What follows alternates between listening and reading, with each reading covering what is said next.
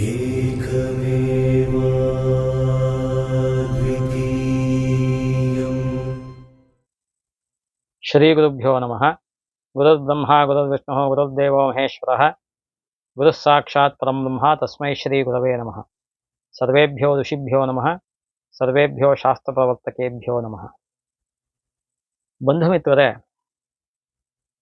ನಮ್ಮ ಯೂಟ್ಯೂಬ್ ವಾಹಿನಿ ಏನಿದೆ ಸುಧರ್ಮ SPS, ಆ ಸುಧರ್ಮ SPS ಅನ್ನೋದನ್ನ ಕೆಲವರು SPS ಅಂತ ಬರೆದಿರುತ್ತಾರೆ. ಬಟ್ ನಾನು ಕಾಲೇಜ್ ಲೆಕ್ಚರರು ಪ್ರೊಫೆಸರು ಆಗಿದ್ದರಿಂದ Sudharma SUDHARMA Sudharma space SPYES ಅದು.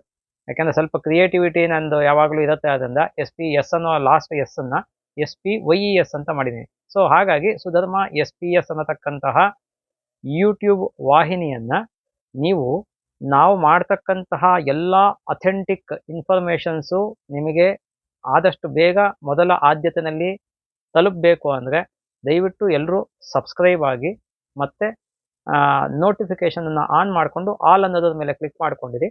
ನಿಮಗೆ ಎಲ್ಲ ನೋಟಿಫಿಕೇಷನ್ಸು ಮೊದಲಿಗೆ ಬರುತ್ತೆ. ಜೊತೆಗೆ ನಿಮಗೆ ಏನಾದರೂ ಅಕಸ್ಮಾತು ಧಾರ್ಮಿಕ ವಿಚಾರದಲ್ಲೇ ಆಗಲಿ ಮತ್ತು ಈ ಒಂದು ಆಧ್ಯಾತ್ಮಿಕ ವಿಚಾರ ಅಂದರೆ ವೇದಾಂತಕ್ಕೆ ಸಂಬಂಧಪಟ್ಟಂಥದ್ದಾಗಲಿ, ಜ್ಯೋತಿಷ್ಯಕ್ಕೆ ಸಂಬಂಧಪಟ್ಟಂಥದ್ದಾಗಲಿ, ವಾಸ್ತುವಿಗೆ ಸಂಬಂಧಪಟ್ಟಂತಹದ್ದಾಗಲಿ, ಈ ಥರ ಒಂದಷ್ಟು ತತ್ಸಂಬಂಧ ಕ್ಷೇತ್ರಗಳು ಯಾವುದಿರುತ್ತೆ ಅವುಗಳಲ್ಲಿ ಯಾವುದೇ ರೀತಿಯಾದಂತಹ ಸಂಶಯ ಅಥವಾ ಪ್ರಶ್ನೆ ಏನಾದರೂ ಇತ್ತು ಅಂದರೆ ನಮ್ಮ ಒಂದು ಮೊಬೈಲ್ ನಂಬರ್ ಏನು ಡಿಸ್ಪ್ಲೇ ಆಗ್ತಾ ಇರುತ್ತೆ ಅದಕ್ಕೆ ನೀವು ವಾಟ್ಸ್ಯಾಪ್ ಮೆಸೇಜನ್ನು ಮಾಡ್ಬೋದು.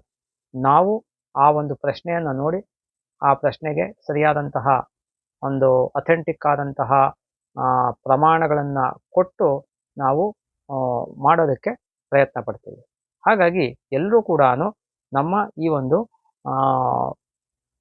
ಸುಧರ್ಮ SPS ಅನ್ನತಕ್ಕಂತಹ ಯೂಟ್ಯೂಬ್ ವಾಹಿನಿಯನ್ನು ಎಲ್ಲರೂ ಸಬ್ಸ್ಕ್ರೈಬ್ ಮಾಡಿಕೊಂಡು ಹೆಚ್ಚು ನಿಮ್ಮ ಫ್ರೆಂಡ್ಸು ಮತ್ತು ನಿಮ್ಮ ಗ್ರೂಪ್ಸು ಏನಿರುತ್ತೆ ಎಲ್ಲ ಕಡೆಗೂ ಕೂಡ ಮತ್ತು ನಿಮ್ಮ ಸ್ಟೇಟಸ್ಗಳಲ್ಲೂ ಕೂಡ ಹಾಕ್ಕೊಂಡು ಹೆಚ್ಚು ಜನಗಳಿಗೆ ಸರಿಯಾದಂತಹ ವಿಚಾರ ತಲುಪೋದಕ್ಕೆ ನೀವು ಕೂಡ ಸಹಕರಿಸಿ ಅಂತ ಕೇಳ್ಕೊಳ್ತಾ, ಈ ಒಂದು ಮಾಸ ವಿಶೇಷ ಮತ್ತು ಮಾಸ ಮುಹೂರ್ತ ಅನ್ನೋದನ್ನು ಈಗ ಈ ವರ್ಷ ಅಂದರೆ 2024ನೇ ಇಸ್ವಿಯಿಂದ ಪ್ರಾರಂಭ ಮಾಡಿದ್ದೀವಿ ನಾವು. ಅದರ ಅಂಗವಾಗಿ ಈಗ ಮೊದಲಿಗೆ ಈ ನೂತನ ಸಂವತ್ಸರ ನಮ್ಮ ಕ್ರೋಧಿನಾಮ ಸಂವತ್ಸರದ ಚೈತ್ರ ಮಾಸದಲ್ಲಿ ಯಾವ್ಯಾವ ಮುಹೂರ್ತಗಳು ಇದೆ ಅನ್ನೋದನ್ನು ಈಗ ಮೊದಲಿಗೆ ಹೇಳೋದಕ್ಕೆ ಹೊರಡ್ತಾ ಇದ್ದೀನಿ ನಾನು. ಈ ಚೈತ್ರ ಮಾಸ ಮುಗಿದ ಮೇಲೆ ನಮಗೆ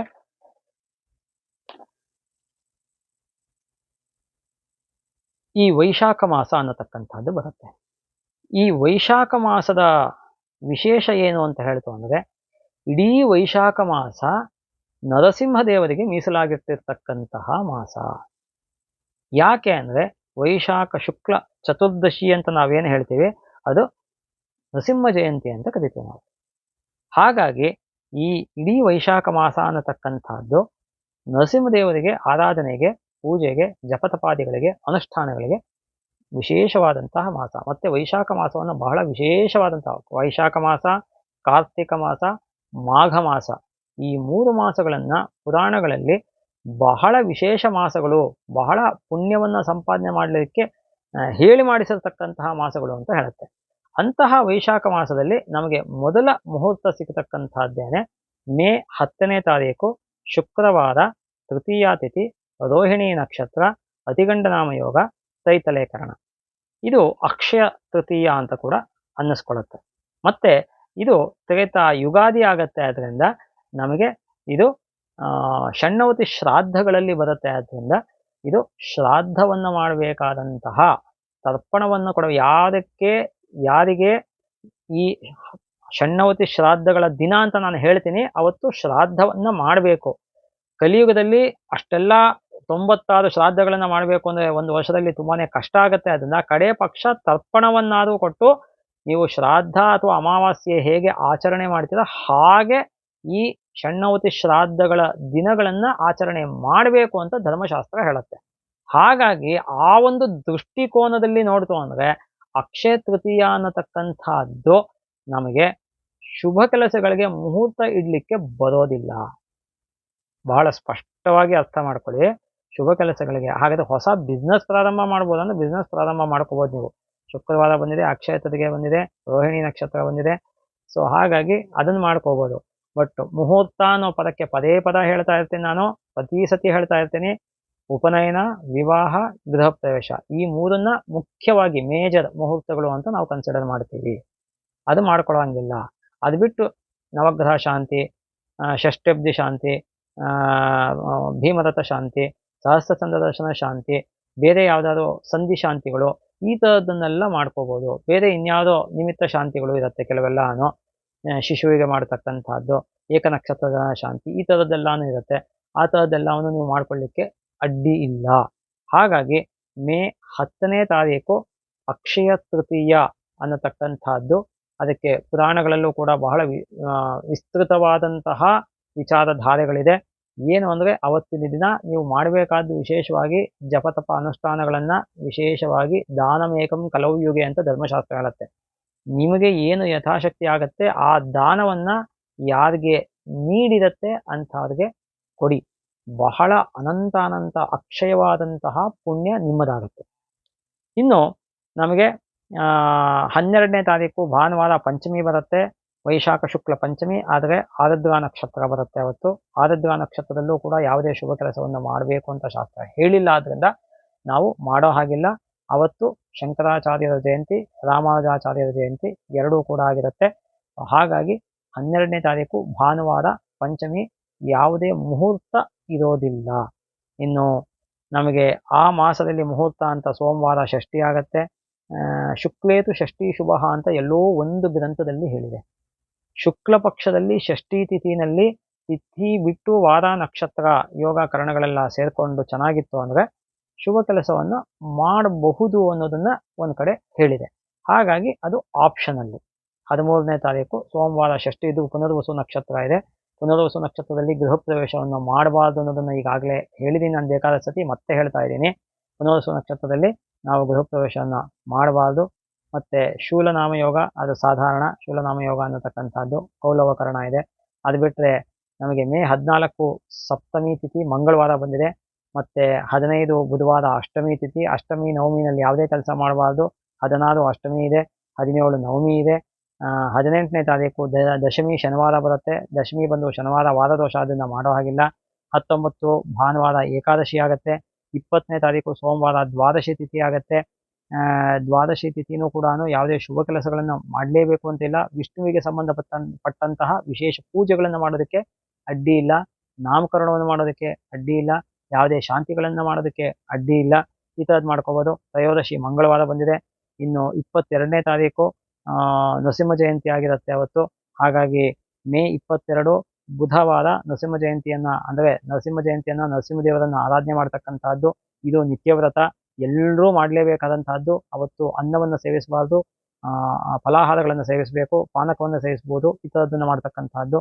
ಅದು ಬಿಟ್ಟರೆ ನಮಗೆ ವೈಶಾಖ ಶುಕ್ಲ ಪೂರ್ಣಿಮೆ ಅಂತ ನಾವು ಏನು ಬುದ್ಧ ಪೂರ್ಣಿಮೆ ಅಂತ ಕರಿತೀವಿ, ಅವತ್ತು 23ನೇ ತಾರೀಕು ಗುರುವಾರ ಬಂದಿರತಕ್ಕಂಥದ್ದು.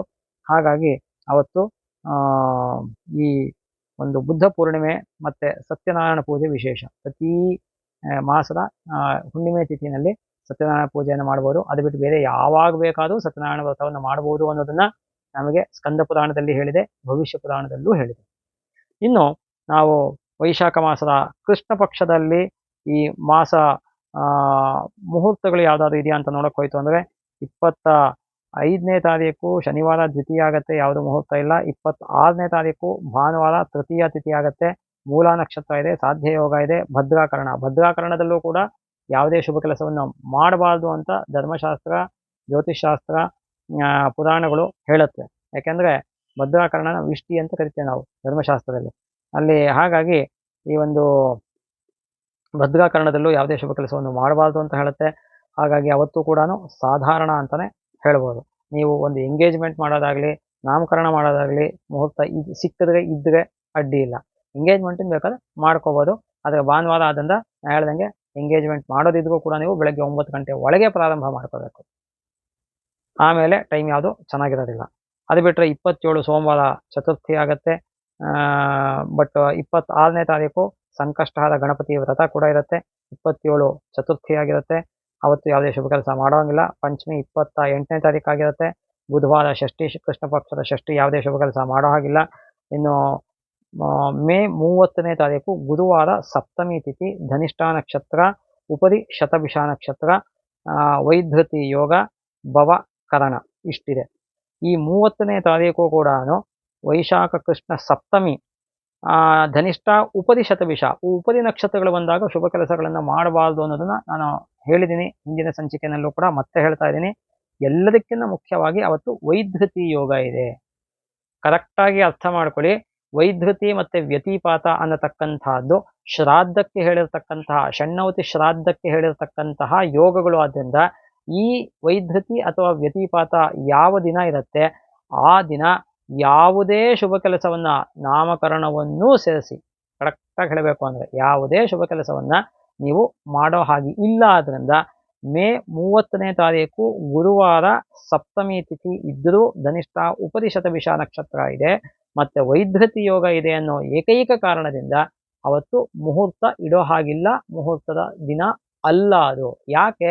ಶ್ರಾದ್ದ ಮಾಡಬೇಕಾದಂತಹ ದಿನ ಅಥವಾ ತರ್ಪಣವನ್ನ ಕೊಡಬೇಕಾದಂತಹ ದಿನ ಆಗಿರುತ್ತೆ. ಇನ್ನು ಮೇ 31 ಶುಕ್ರವಾರ ಅಷ್ಟಮಿ, ಯಾವುದೇ ಶುಭ ಕೆಲಸ ಮಾಡೋ ಹಾಗಿಲ್ಲ. 1 ಶನಿವಾರ ನವಮಿ ಮಾಡೋ ಹಾಗಿಲ್ಲ. 2 ಶನಿವಾರ ನವಮಿ ಉಪರಿ ದಶಮಿ ಇದೆ.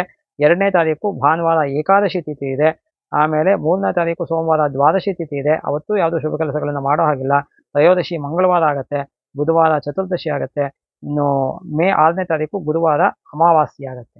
ಸೊ ಇಡೀ ವೈಶಾಖ ಮಾಸದಲ್ಲಿ ನಿಮಗೆ ಮುಹೂರ್ತ ಅಂತ ಅಕಸ್ಮಾತ್ ಯಾವ್ದಾದ್ರು ಸಿಗತ್ತೆ ಅಂದ್ರೆ ಸುಮಾರಾಗಿರೋದು ಅಂತ ಇಟ್ಕೊಂಡ್ರು ಕೂಡ 26ನೇ ತಾರೀಕು ಒಂದು ಸುಮಾರಾಗಿದೆ, ಭಾನುವಾರ ಅದು. ಆದ್ರಿಂದ ಸಣ್ಣ ಪುಟ್ಟ ಮುಹೂರ್ತಗಳನ್ನ, ಶುಭ ಕೆಲಸಗಳನ್ನ ಮಾಡೋದಕ್ಕೆ ಅಡ್ಡಿ ಇಲ್ಲ. ಆದ್ರಿಂದ ಈ ವರ್ಷ ಬಂದಿರತಕ್ಕಂತಹ ವೈಶಾಖ ಮಾಸದಲ್ಲಿ ತುಂಬಾನೇ ಚೆನ್ನಾಗಿರ್ತಕ್ಕಂತಹ ಮುಹೂರ್ತ ಅನ್ನತಕ್ಕಂಥದ್ದು ಒಂದೂ ಕೂಡ ಇಲ್ಲ. ಆದ್ರೂ ನೀವು ನೋಡಿ, ಚೌಲ್ಟ್ರಿಗಳೆಲ್ಲ ಬುಕ್ ಆಗಿರುತ್ತೆ, ಎಲ್ಲಾ ಕೆಲಸಗಳನ್ನು ಮಾಡ್ತಾ ಇರ್ತಾರೆ. ಯಾಕೆ ಅಂದ್ರೆ ಶಾಸ್ತ್ರಗಳನ್ನ ಸರಿಯಾಗಿ ಓದಿಲ್ದೇ ಇರತಕ್ಕಂಥವ್ರು ಮುಹೂರ್ತ ಇಟ್ಕೊಟ್ರೆ ಹಾಗೆ ಆಗೋದು. ಅದೇ ನಾನು ಮುಹೂರ್ತ ಇಟ್ಕೊಟ್ಟಿರ್ತೀನಿ ನೋಡಿ, ಅವತ್ತಿನಿಂದ ನಿಮ್ಗೆ ಯಾವ್ದು ಚೌಲ್ಟ್ರಿ ಸಿಗೋದಿಲ್ಲ. ಯಾಕೆಂದ್ರೆ ನಾನು ಮುಹೂರ್ತ ಇಡೋದೇ 4-5 ತಿಂಗಳಿಗೆ ಒಂದು ಮುಹೂರ್ತ ಇಟ್ಟಿರ್ತೀನಿ ನಾನು. ಬೇರೆಯವ್ರ ಮೊನ್ನೆನೋ ನಂಗೆ ಯಾರೋ ತಂದು ಕೊಟ್ಟಿದ್ರು ಒಂದು ಚೀಟಿನಲ್ಲಿ, ಒಂದು 3 ತಿಂಗಳಿಗೆ 12-13 ಮುಹೂರ್ತ ಇಟ್ಕೊಟ್ಟಿದ್ರು ಅಂತ. ಆ 12-13 ಹೊರಲಿಲ್ಲ, 12-13 ಹೊಂದಲಿಲ್ಲ. ಯಾಕೆ ಅಂತ ಬಿಡಿಸಿ ಹೇಳಿದ್ದಾಯ್ತು ಒಂದೊಂದನ್ನು ಅವ್ರಿಗೆ ಯಾಕೆ ಅಂತ. ಹಾಗಾಗಿ ನಾನು ಮುಹೂರ್ತ ಇಡೋ ವಿಚಾರದಲ್ಲಿ ವೆರಿ ಪರ್ಟಿಕ್ಯುಲರು, ಮತ್ತೆ ಸುಮಾರು ಮುಹೂರ್ತದ ವಿಚಾರದಲ್ಲೇನೆ 35 ವರ್ಷಗಳಿಗಿನ್ನ ಹೆಚ್ಚು ಅನುಭವ ಇದೆ ನನಗೆ. ಅದರಿಂದ ಮುಹೂರ್ತಗಳನ್ನ ಕೂಲಂಕಷವಾಗಿ, ಶಾಸ್ತ್ರಗ್ರಂಥಗಳನ್ನ ಆಮೂಲಾಗ್ರವಾಗಿ ಅಧ್ಯಯನ ಮಾಡಿದ್ದೀನಿ, ವಿಶೇಷವಾಗಿ ಸಂಶೋಧನೆ ಮಾಡಿದ್ದೀನಿ. ಅದರಿಂದ ಇದು ಮುಹೂರ್ತ ಇದೆ ಇಲ್ಲ ಅನ್ನೋದನ್ನ ಕರಾರುವಾಕ್ಕಾಗಿ, ಅಥೆಂಟಿಕ್ ಆಗಿ ಹೇಳಬಲ್ಲೆ. ಇನ್ನು ಈ ಜ್ಯೇಷ್ಠ ಮಾಸದ ಮುಹೂರ್ತಗಳನ್ನ ನಾವು ನೋಡಕ್ ಬಂತು ಅಂದ್ರೆ, ಜ್ಯೇಷ್ಠ ಮಾಸ ಅನ್ನತಕ್ಕಂಥದ್ದು ಜೂನ್ 7ನೇ ತಾರೀಕಿಂದ ಜುಲೈ 5ನೇ ತಾರೀಕು ತನಕ ಇರುತ್ತೆ.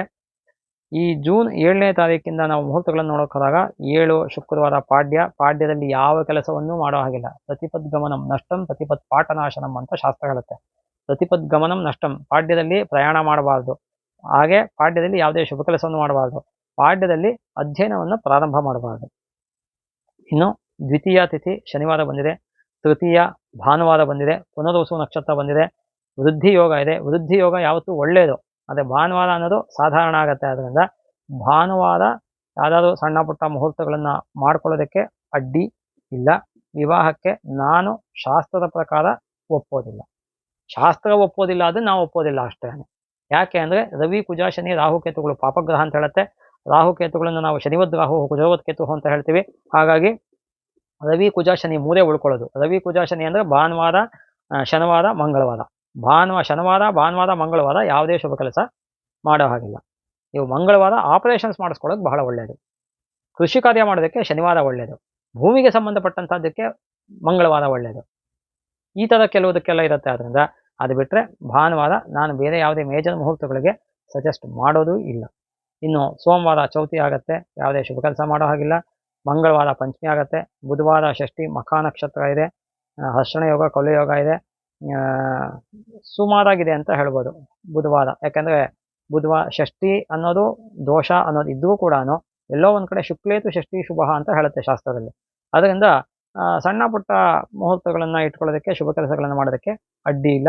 13ನೇ ತಾರೀಕು ಗುರುವಾರ ಸಪ್ತಮಿ ಆಗಿರುತ್ತೆ. 13ನೇ ತಾರೀಕು ಗುರುವಾರ ಪರವಾಗಿಲ್ಲ, ಒಂದು ಮುಹೂರ್ತ ಇದೆ ಅಂತ ಹೇಳ್ಬೋದು ನಾವು. 14 ಶುಕ್ರವಾರ ಅಷ್ಟಮಿ ಆಗತ್ತೆ, ಆಗಲ್ಲ. 15ನೇ ತಾರೀಕು ಸಂಕ್ರಮಣ, ಅವತ್ತು ಮಿಥುನ ಸಂಕ್ರಮಣ ಆದ್ದರಿಂದ ಯಾವುದೇ ಶುಭ ಕೆಲಸ ಮಾಡೋ ಹಾಗೂ ಇಲ್ಲ. ಶನಿವಾರ ನವಮಿ ಬಂದಿದೆ, ಅದನ್ನು ಮಾಡೋದು ಇಲ್ಲ ನಾವು. ಇನ್ನು ಭಾನುವಾರ ದಶಮಿ ಹಸ್ತ ನಕ್ಷತ್ರ ಬಂದಿದೆ, ಅವತ್ತು ಕೂಡ ಸಣ್ಣ ಪುಟ್ಟ ಶುಭ ಕೆಲಸಗಳನ್ನು ಮಾಡ್ಕೊಳ್ಳೋದಕ್ಕೆ ಅಡ್ಡಿ ಇಲ್ಲ. ಭಾನುವಾರ ದಶಮಿ ಹಸ್ತ ನಕ್ಷತ್ರ ಇದೆ, ಅದರಿಂದ ಮಾಡ್ಕೋಬೋದು, ಏನು ತೊಂದರೆ ಇಲ್ಲ ನೀವು. ಮತ್ತು ವರಿಯಾನ ಯೋಗನೂ ಇದೆ, ಅದರಿಂದ ಹೊಸ ವ್ಯಾಪಾರ ಮಾಡ್ತಕ್ಕಂಥವ್ರು ಯಾವುದಾದ್ರು ಜೂನ್ 16ನೇ ತಾರೀಕು ಚೆನ್ನಾಗಿದೆ. ಬೆಳಗ್ಗೆ ಹೆಚ್ಚು ಕಮ್ಮಿ 8ರಿಂದ 8:45 ಒಳಗೆ ಚೆನ್ನಾಗಿರಬಹುದು ಅಂತ ಅಂದ್ಕೊಂಡಿದ್ದೀನಿ ನಾನು. ಇನ್ನು 17 ಸೋಮವಾರ ಏಕಾದಶಿ, ಯಾವುದೇ ಶುಭ ಕೆಲಸ ಮಾಡೋ ಹಾಗಿಲ್ಲ, ಉಪವಾಸ ವ್ರತ ಅವತ್ತು. ಇನ್ನು 18 ದ್ವಾದಶಿ ಮಂಗಳವಾರ. 19ನೇ ತಾರೀಕು ತ್ರಯೋದಶಿ ವಿಶಾಖ ನಕ್ಷತ್ರ. ವಿಶಾಖ ನಕ್ಷತ್ರದಲ್ಲಿ ಯಾವುದೇ ಶುಭ ಕೆಲಸ ಮಾಡೋ ಹಾಗಿಲ್ಲ, ಕೃತ್ತಿಕಾ ನಕ್ಷತ್ರದಲ್ಲೂ ಮಾಡೋ ಹಾಗಿಲ್ಲ. ವಿಶಾಖ ನಕ್ಷತ್ರದಲ್ಲಿ ಅಥವಾ ಕೃತ್ತಿಕಾ ನಕ್ಷತ್ರದಲ್ಲಿ ಗೃಹಪ್ರವೇಶ ಮಾಡಿದ್ರೆ ದಗ್ಧ ಯೋಗ, ಮನೆ ಸುಟ್ಟು ಹೋಗುತ್ತೆ ಅಂತ ಹೇಳುತ್ತೆ ಶಾಸ್ತ್ರದಲ್ಲಿ. ಹಾಗಾಗಿ ಕೃತ್ತಿಕಾ ಮತ್ತು ವಿಶಾಖ ನಕ್ಷತ್ರದಲ್ಲಿ ಯಾವುದೇ ಶುಭ ಕೆಲಸವನ್ನು ಮಾಡೋ ಹಾಗಿಲ್ಲ. ಇನ್ನು ಗುರುವಾರ ಕೂಡ ಮಿಕ್ಕಿರೋ ತ್ರಯೋದಶಿ ಇರುತ್ತೆ, ಶುಕ್ರವಾರ ಚತುರ್ದಶಿ ಇರುತ್ತೆ, ಮತ್ತು ಶನಿವಾರ ಜೂನ್ 22ನೇ ತಾರೀಕು ಹುಣ್ಣಿಮೆ ಇರುತ್ತೆ. ಸೊ ಹಾಗಾಗಿ ನಮಗೆ ಸತ್ಯನಾರಾಯಣ ಪೂಜೆ ವಿಶೇಷ ಆಗಿರುತ್ತೆ. ಅದು ಬಿಟ್ಟರೆ ಜೂನ್ 23 ಭಾನುವಾರ, ಅದು ಹುಣ್ಣಿಮೆ ಉಪರಿ ಪಾಡ್ಯ ಬಂದಿರುತ್ತೆ ಅವತ್ತು. ಅದು ಬಿಟ್ಟರೆ ಜೂನ್ 23ನೇ ತಾರೀಕು ಭಾನುವಾರ ಬಿದಿಗೆ ತಿಥಿ, ಪೂರ್ವಾಷಾಢ ನಕ್ಷತ್ರ. ಅವತ್ತು ತಕ್ಕ ಮಟ್ಟಿಗೆ ಶುಭ ದಿನ ಅಂತ ಹೇಳ್ಬೋದು, ಸಣ್ಣ ಪುಟ್ಟ ಮುಹೂರ್ತಗಳು ಮಾಡ್ಕೊಳ್ಳೋದಕ್ಕೆ ಅಡ್ಡಿ ಇಲ್ಲ. ಇನ್ನು 24ನೇ ತಾರೀಕು ಸೋಮವಾರ ತೃತೀಯ ತಿಥಿ, ಉತ್ತರಾಷಾಢ ನಕ್ಷತ್ರ, ಐಂದ್ವ ಯೋಗ, ವಣಿಕರ್ಣ. ಅವತ್ತಿನ ದಿನಾನೂ ಕೂಡ ಅಷ್ಟೇ ನಿಮಗೆ ಮುಹೂರ್ತ ಇದೆ ಅಂತ ಹೇಳ್ಬೋದು. ಮತ್ತು ಅವತ್ತಿನ ದಿನ ವ್ಯಾಪಾರ ಮಾಡ್ತಕ್ಕಂಥ, ಹೊಸ ವ್ಯಾಪಾರ ಮಾಡೋದಕ್ಕೆ ಅವರಿಗೆ ಒಳ್ಳೆ ದಿನ ಅದು ಅಂತ ಕೂಡ ಹೇಳ್ಬೋದು. ಇನ್ನು 24 ಚೌತಿ ಆಗುತ್ತೆ, ಅದು ಯಾವುದೇ ಮುಹೂರ್ತ ಇರೋದಿಲ್ಲ, ಮತ್ತು ಸಂಕಷ್ಟ ಚತುರ್ಥಿ ಕೂಡ ಆಗಿರುತ್ತೆ. 25ನೇ ತಾರೀಕು ಮಂಗಳವಾರ. 26 ಬುಧವಾರ ಪಂಚಮಿ, ಧನಿಷ್ಠ ನಕ್ಷತ್ರ. ಅವತ್ತು ಕೂಡ ಮುಹೂರ್ತದ ದಿನ ಅಂತ ಹೇಳ್ಬೋದು. ಆದರೆ ಬುಧವಾರ ಮುಹೂರ್ತ ಇಡಬೇಕಾದ್ರೆ ಒಂದು ತಿಳ್ಕೊಳ್ಳಿ, ಬೆಳಗ್ಗೆ ಸೂರ್ಯೋದಯ 6 ಗಂಟೆಗಿದ್ದಾಗ ಸರಿಸುಮಾರು 9ರಿಂದ 10:30 ಮಾತ್ರ ಮುಹೂರ್ತ ಸಿಗೋದು, ಯಾವ ಮುಹೂರ್ತನೂ ಸಿಗೋದಿಲ್ಲ. ಗುರುವಾರ ನೀವು ಮುಹೂರ್ತ ಇಡಬೇಕು ಅಂದರೆ ಬೆಳಗ್ಗೆ 10:30, 10:45 ಮೇಲೆ ಮುಹೂರ್ತ ಸಿಗೋದು, ಅದಕ್ಕೆ ಮುಂಚೆ ಸಿಗೋದೇ ಇಲ್ಲ. ಇದೆಲ್ಲ ಮುಖ್ಯವಾಗಿ ತಿಳ್ಕೊಂಡಿರ್ಬೇಕಾಗತ್ತೆ. ಇನ್ನು ಗುರುವಾರ ಷಷ್ಠಿ ಆಗಿರುತ್ತೆ, ಶತಭಿಷ ನಕ್ಷತ್ರ. ಅದು ಗುರುವಾರ ಷಷ್ಠಿ, ಬಹುಳ ಷಷ್ಠಿ ಆದ್ದರಿಂದ ಯಾವುದೇ ಶುಭ ಕೆಲಸಕ್ಕೆ ಒಳ್ಳೆಯದಲ್ಲ. ಶುಕ್ರವಾರ ಸಪ್ತಮಿ, ಪೂರ್ವಭಾದ್ರ ನಕ್ಷತ್ರ, ಸೌಭಾಗ್ಯ ಯೋಗ, ಭದ್ರಾ ಉಪರಿ ಭವಕರಣ ಇದೆ, ಆದ್ದರಿಂದ ಶುಭ ಕೆಲಸವನ್ನು ಮಾಡಬಹುದು ಅಂತ ಹೇಳ್ಬೋದು. ಮಾಡಲೇಬೇಕಾಗತ್ತೆ ಅಂತಲ್ಲ, ಯಾಕಂದರೆ ಭದ್ರಾಕರಣನೂ ಇದೆ, ಅದರ ಗಳಿಗೆ ಮುಗಿದೋಗತ್ತೆ ಅದು. ಸೊ 2:45 ಗಳಿಗೆ ಇದೆ, ಆದ್ದರಿಂದ ನಮಗೆ ಅದು ಮುಗಿದೋಗತ್ತೆ, ಮಾಡ್ಕೋಬೋದು ಬೇಕಾದ್ರೆ. ಅಥವಾ ಉಪರಿ ಬಂದಿದೆ, ಅದರಿಂದ ಬಿಡ್ಲೂಬಹುದು. ಇನ್ನು ಅಷ್ಟಮಿ ಬರುತ್ತೆ 29ನೇ ತಾರೀಕು, ಮತ್ತು 30ನೇ ತಾರೀಕು ನವಮಿ ಬರುತ್ತೆ. ಜುಲೈ 1ನೇ ತಾರೀಕು ಸೋಮವಾರ ದಶಮಿ, ಅಶ್ವಿನಿ ನಕ್ಷತ್ರ, ಉಪರಿ ಭರಣಿ ನಕ್ಷತ್ರ ಇದೆ. ಭರಣಿ ನಕ್ಷತ್ರದ ದಿನ ಯಾವುದೇ ಶುಭ ಕೆಲಸವನ್ನು ಮಾಡೋ ಹಾಗಿಲ್ಲ, ಯಾಕೆ ಅಂದರೆ ಅದಕ್ಕೆ ಯಮ ಅಧಿಪತಿ. ನಾಮಕರಣ ಕೂಡ ಮಾಡೋ ಹಾಗಿಲ್ಲ. ಹಾಗಾಗಿ ನಿಮಗೆ ಜುಲೈ 1 ದಶಮಿ ತಿಥಿ ಇದ್ದರೂ ಕೂಡ ಅಶ್ವಿನಿ ಉಪರಿ ಭರಣಿ ಇದೆ, ಆದ್ದರಿಂದ ಯಾವುದೇ ಶುಭ ಕೆಲಸ ಮಾಡೋ ಹಾಗಿಲ್ಲ ಅವತ್ತು. ಮತ್ತು ಅವತ್ತು ಬುಧ ಜಯಂತಿ ಕೂಡ, ಬುಧನನ್ನು ವಿಶೇಷವಾಗಿ ಆರಾಧನೆ ಮಾಡ್ತಕ್ಕಂಥದ್ದು ವಿಶೇಷ. ಅದೇ ರೀತಿಯಲ್ಲಿ 2ನೇ ತಾರೀಕು ಮಂಗಳವಾರ ಏಕಾದಶಿ ಆಗಿರುತ್ತೆ, ನಿರಾಹಾರ ಉಪವಾಸ ವ್ರತ. ಮತ್ತು 3ನೇ ತಾರೀಕು ಬುಧವಾರ ದ್ವಾದಶಿ ಆಗಿರುತ್ತೆ, ದ್ವಾದಶಿ ಉಪರಿ ತ್ರಯೋದಶಿ ಆಗಿರುತ್ತೆ, ರೋಹಿಣಿ ನಕ್ಷತ್ರ. ಬುಧವಾರ ದ್ವಾದಶಿ ಬಂದಿದೆ ಅಂದರೆ ಮತ್ತು ರೋಹಿಣಿ ನಕ್ಷತ್ರ ಬಂದಿದೆ ಅಂದರೆ ಕೃಷ್ಣನ ಆರಾಧನೆಗೆ ಬಹಳ ವಿಶೇಷ ಅಂತ ಹೇಳುತ್ತೆ ಶಾಸ್ತ್ರದಲ್ಲಿ. ಇನ್ನು ಗುರುವಾರ ಜುಲೈ 4ನೇ ತಾರೀಕು ಚತುರ್ದಶಿ ತಿಥಿ ಆಗಿರುತ್ತೆ. ಇನ್ನು ಜುಲೈ 5ನೇ ತಾರೀಕು ಶುಕ್ರವಾರ ಅಮಾವಾಸ್ಯೆ ಆಗಿರುತ್ತೆ. ಹಾಗಾಗಿ ಇಲ್ಲಿಗೆ ಈ ಒಂದು ಉತ್ತರಾಯಣದ ಮುಹೂರ್ತ ಭಾಗ ಅಂತ ಏನು ಹೇಳುತ್ತೆ, ಈ ಒಂದು ಭಾಗ ಮುಗಿದಿರುತ್ತೆ. ನಿಮಗೆ ಉತ್ತರಾಯಣದಲ್ಲಿ ಕಡೆ ಮುಹೂರ್ತ ಅಂತ ಸಿಗ್ತಕ್ಕಂಥದ್ದು ಅಂದರೆ ಹೆಚ್ಚು ಕಮ್ಮಿ ನಿಮಗೆ ಜೂನ್ 28ನೇ ತಾರೀಕು ಕಡೆ ಮುಹೂರ್ತ ಆಗಿರುತ್ತೆ.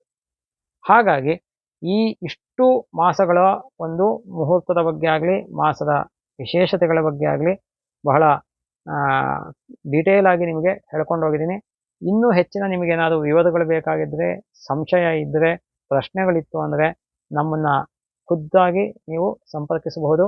ನಮ್ಮ ಒಂದು ನಂಬರ್, ವಾಟ್ಸಾಪ್ ನಂಬರ್ ಆಗಲಿ ಅಥವಾ ಮೊಬೈಲ್ ನಂಬರ್ ಏನು ಡಿಸ್ಪ್ಲೇ ಆಗ್ತಿದೆ ಅದನ್ನು ನೀವು ಕಾಂಟ್ಯಾಕ್ಟ್ ಮಾಡಿ, ಮೆಸೇಜ್ ಮಾಡಿ, ನಿಮ್ಗೆ ಏನೇ ಡೌಟ್ ಇದ್ದರೂ ಅಥವಾ ಸಂಶಯ ಇದ್ದರೂ, ಪ್ರಶ್ನೆ ಇದ್ರೂ ನೀವು ಕಳಿಸ್ಬೋದು. ಎಲ್ಲ ನಿಮ್ಮ ಪ್ರಶ್ನೆಗಳಿಗೆ, ಸಂಶಯಗಳಿಗೆ ನಾವು ಉತ್ತರಿಸೋದಕ್ಕೆ ಪ್ರಯತ್ನ ಪಡ್ತೀವಿ. ಮತ್ತೊಮ್ಮೆ ಹೇಳ್ತಾ ಇದ್ದೀನಿ, ನಮ್ಮ Sudharma SPS SUDHARMA Sudharma space SPYES ಈ ಸುಧರ್ಮ SPS ಅನ್ನತಕ್ಕಂತಹ ಯೂಟ್ಯೂಬ್ ವಾಹಿನಿಯನ್ನು ನೀವು ಮೊದಲು ಎಲ್ಲವನ್ನು ವಾಚ್ ಮಾಡಿದ್ಮೇಲೆ ಲೈಕ್ ಮಾಡಿ, ಆಮೇಲೆ ಸಬ್ಸ್ಕ್ರೈಬ್ ಮಾಡಿಕೊಂಡು ಆಲ್ ಅನ್ನೋ ನೋಟಿಫಿಕೇಷನನ್ನು ಕ್ಲಿಕ್ ಮಾಡ್ಕೊಳ್ಳಿ. ಅದಾದಮೇಲೆ ನಿಮ್ಮ ಫ್ರೆಂಡ್ಸ್ಗೆ, ಗ್ರೂಪ್ಸ್ಗೆ, ಸ್ಟೇಟಸ್ಗೆ ಎಲ್ಲ ಹೆಚ್ಚು ಹೆಚ್ಚು ಶೇರ್ ಮಾಡಿ. ಯಾಕೆ ಅಂದರೆ ಶಾಸ್ತ್ರ ಪ್ರಮಾಣಗಳನ್ನು ಪ್ರತಿಯೊಂದಕ್ಕೂ ಕೊಟ್ಟು ಹೇಳ್ತಕ್ಕಂತಹ ಒಂದು ವಿಶೇಷವಾದಂತಹ, ವಿನೂತನವಾದಂತಹ, ಇಡೀ ಪ್ರಪಂಚದಲ್ಲೇ ಶಾಸ್ತ್ರ ಭಾಗದಲ್ಲಿ ಏಕೈಕವಾದಂತಹ ಯೂಟ್ಯೂಬ್ ವಾಹಿನಿ ಇದೆ. ಇಷ್ಟು ಅಥೆಂಟಿಕ್ ಆಗಿ ನಿಮಗೆ ಕೊಡ್ತಕ್ಕಂಥದ್ದು ನನಗೆ ತಿಳಿದ ಮಟ್ಟಿಗೆ ಯಾವುದೂ ಇಲ್ಲ. ಇದ್ದರೆ ಯಾವ್ದಾದ್ರು ನೀವು ಕಡಾಖಂಡಿತವಾಗಿ ರೆಫರ್ ಮಾಡ್ಬೋದು. ಎಲ್ಲ ಶಾಸ್ತ್ರ ಗ್ರಂಥಗಳನ್ನು ಕೂಲಂಕಷವಾಗಿ ಪರಿಶೀಲಿಸಿ, ಹೀಗೆ ಸಂಸ್ಕೃತ ಮೂಲ ಶಾಸ್ತ್ರ ಗ್ರಂಥಗಳು ಹೇಳಿದೆ ಅನ್ನೋದನ್ನು ತಿಳಿಸಿ ಹೇಳ್ತಕ್ಕಂತಹ ಏಕೈಕ ಯೂಟ್ಯೂಬ್ ವಾಹಿನಿ ಅಂದರೆ ನಮ್ಮದೇನೆ. ಹಾಗಾಗಿ ಈ ಒಂದು ಚಾನಲನ್ನು ನೀವು ಸಬ್ಸ್ಕ್ರೈಬ್ ಮಾಡಿ, ಹೆಚ್ಚು ಹೆಚ್ಚು ಶೇರ್ ಮಾಡಿ. ಇನ್ನೇನಾದರೂ ಇತ್ತು ಅಂದರೆ ನಾವು ಬೆಳೆಯೋದಕ್ಕೆ ನೀವು ಸಹಕರಿಸಿ ಅಂತ ಕೇಳ್ಕೊಳ್ತಾ ಈ ಒಂದು ವಿಚಾರವನ್ನು, ಈ ಒಂದು ವಿಶೇಷ ಮಾಸ ಮುಹೂರ್ತವನ್ನು ಮುಗಿಸ್ತಾ ಇದ್ದೀನಿ. ಸರ್ವೇ ಸುಜನಾ ಸುಖಿನೋ ಭವಂತು, ಸಮಸ್ತ ಸನ್ಮಂಗಳಾನಿ ಭವಂತು.